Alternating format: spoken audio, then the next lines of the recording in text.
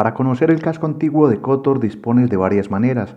Puedes seguir a la gente, detenerte en las terrazas o deambular por los sitios más turísticos entre pasillos y caminos de piedra. Pero si tu interés va más allá, puedes perderte entre calles y plazas y descubrir estas iglesias que siempre aparecen por donde camines, templos que muchos ignoran, pero que si tu pasión es la historia, te dejarán encantado. Hoy les propongo un recorrido a pie por 4 de ellas, en el casco antiguo de Kotor. Sean todos bienvenidos.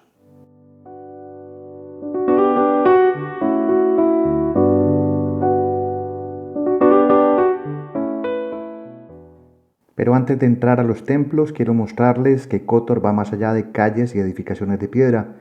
Esta ciudad medieval guarda rincones secretos tan escondidos que solo la naturaleza y los muros son testigos de lo que aquí ocurre. En uno de esos lugares, alejado de la gente, encontré un sitio que bien podría ser el marco perfecto para una declaración de amor, sin promoción alguna, solo con los sentidos despiertos lo encuentras para tu fortuna. Y al fondo, una vista de una calle con una gran iglesia que luego les mostraré.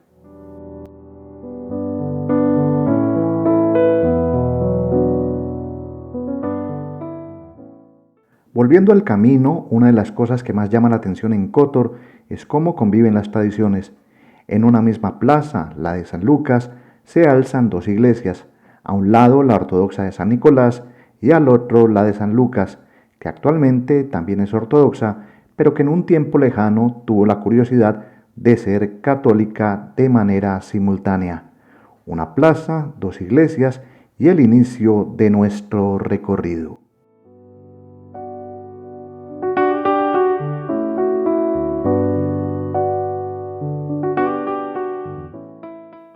La ruta comienza en el templo más joven de los 4 que vamos a ver, dedicado a San Nicolás.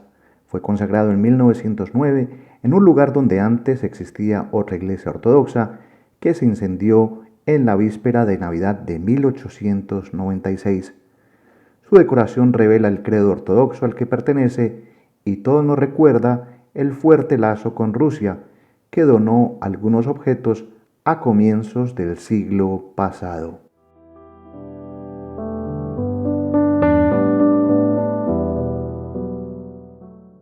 Lo que más impresiona aquí es el iconostasio, un tablado muy elaborado de 1908 donde se pueden ver una serie de iconos, entre ellos una copia venerada del icono de la Madre de Dios de las Tres Manos. Al visitar este templo comprendes por qué es la iglesia ortodoxa principal de Kotor y la única donde se celebran misas a diario. A diferencia de la catedral, su entrada y visita es gratuita, un detalle que siempre se agradece porque aún es posible ver lugares así, sin que se vuelvan excluyentes para viajeros de presupuestos bajos.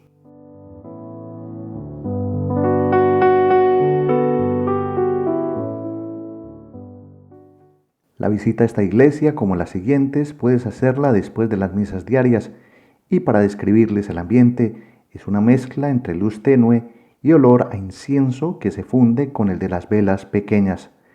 Es uno de los templos más visitados y frecuentados, ya que Montenegro es un país mayoritariamente ortodoxo cristiano, con más del 70% de su población.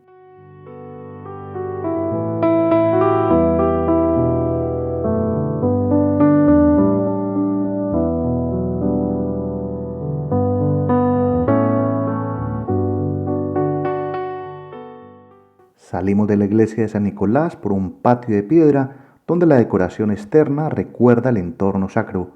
Tras cruzar un breve camino, llegamos a la iglesia de Santa María de la Colegiata.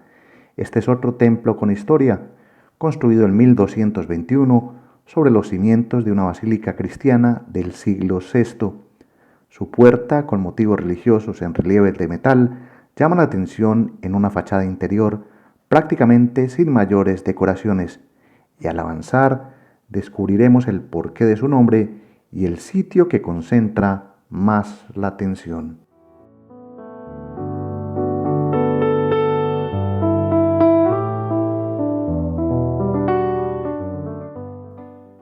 Junto a un lado de la nave central se conservan las reliquias de Santa Osana, también conocida como Santa María del Río. Su cuerpo, en una cripta de cristal, está expuesto a la vista de todos. Cuenta la tradición que Osana fue una mujer de vida humilde y piadosa que vivió en el siglo XVI y a quien se le atribuye el fin de la plaga que asoló la ciudad durante años. Su cuerpo le da un matiz especial a la devoción que tanto ortodoxos como católicos de Montenegro sienten por esta beata, que es como se conoce una persona fallecida a la que la Iglesia Católica reconoce por haber vivido una vida de virtudes ejemplares.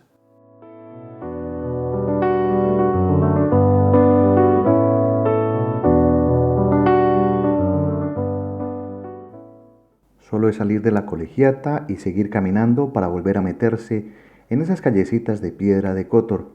Una breve pausa nos lleva a la tercera iglesia de este recorrido, dedicada a San Lucas, construida en 1195 en plena época bizantina, justo antes de que Kotor cayera bajo el dominio de los serbios.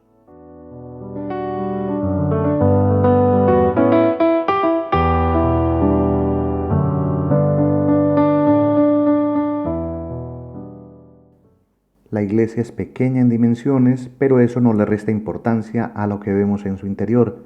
Suelos con tumbas que se llevaron a cabo hasta 1930 y paredes que, por las reducidas proporciones del templo, resistieron terremotos. Lo que llama la atención es el iconostasio, esa pared de madera con detalles de metal decorada con imágenes religiosas. Es el elemento arquitectónico y litúrgico más importante de las iglesias cristianas ortodoxas y de las católicas orientales.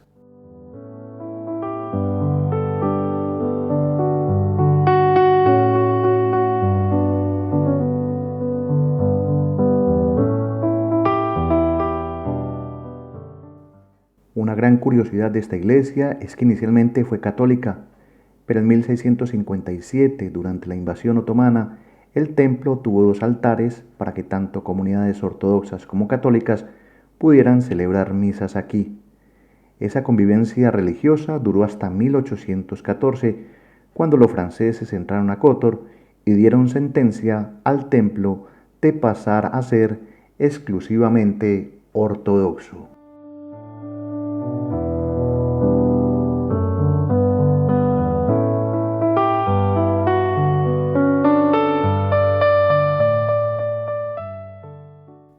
Al salir de San Lucas, volvemos a caminar por esas calles de piedra y se perciben otros lugares tan especiales donde el verde aparece como un oasis en medio del casco antiguo, senderos que pocos transitan, como los espacios de la muralla, donde percibes que hay dos ciudades, la Kotor moderna que se expande y convive con esta ciudadela de piedra.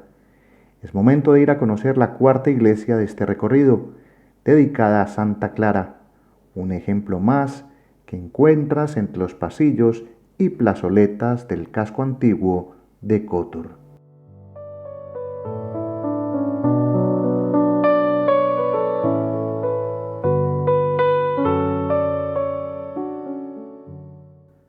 De esta iglesia católica decirles que fue construida en el siglo XVII sobre el emplazamiento de un antiguo monasterio benedictino.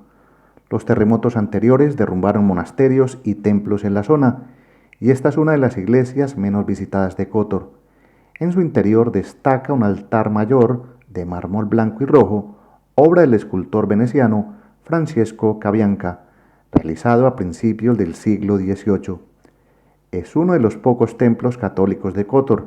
Su visita, como las de antes que les he mostrado, es gratuita, aunque se agradece una donación, porque conservar todo lo que se observa aquí requiere delicadas labores de mantenimiento.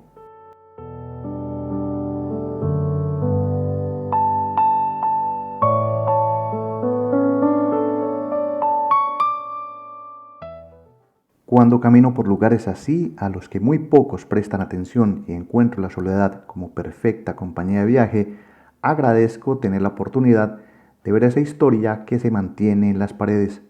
Aquí sientes la devoción y al acercarte comprendes que la religión trasciende más allá de los tiempos.